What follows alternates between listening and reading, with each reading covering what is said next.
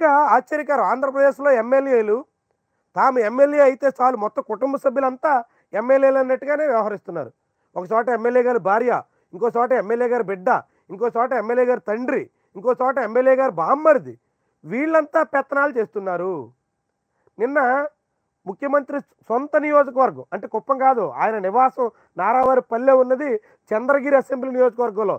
ఈ చంద్రగిరి అసెంబ్లీ నియోజకవర్గంలో ఒక అధికారిని, పంచాయతీరాజ్ ఈవోని ఏసీబీ అధికారులు పట్టుకున్నారు. ఏసీబీ అధికారులు పట్టుకుంటే ఆ ఈవో ఫోన్ సంభాషణలో బయటపడింది ఏంటో తెలుసా? నేను ఈ సీటుకు రావడానికి ఎమ్మెల్యే సతీమణికి 50 లక్షలు ఇచ్చాను. అంటే చంద్రగిరి ఎమ్మెల్యే పులవర్తి నాని భార్య కి 50 లక్షల రూపాయలు ఆయన ఇచ్చినట్టుగా ఫోన్ ఆడియో ఒకటి ఇప్పుడు వైరల్ అవుతుంది.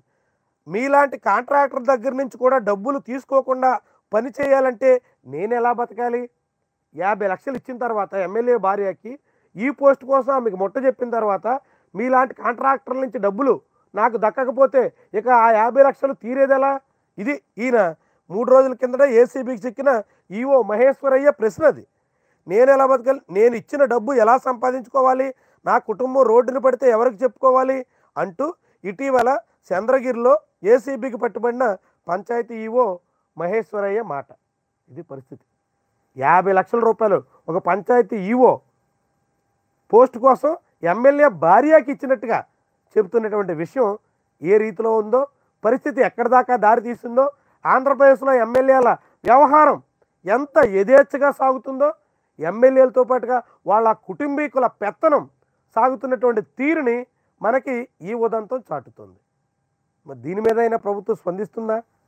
ఇలాంటి వ్యవహారాలకి ఎంత యథేచ్ఛగా కుటుంబ సభ్యులంతా పడి నియోజకవర్గంలో అన్ని విషయాల్లో దోచేసుకునేటువంటి ఇలాంటి దందాలకి అడ్డుకట్ట ఏదో మేరకైనా వేసేదానికి ప్రయత్నం చేస్తుందా? ఇప్పటివరకైతే అలాంటి ప్రయత్నాలు కూడా లేవు. ఇప్పుడైనా చేస్తారనేటువంటి ఆశలు కూడా మనకు ఉండాల్సినటువంటి అవసరం లేదేమో. మరి అలాంటి పరిస్థితి ఇప్పుడు ఆంధ్రప్రదేశ్లో కనిపిస్తుంది.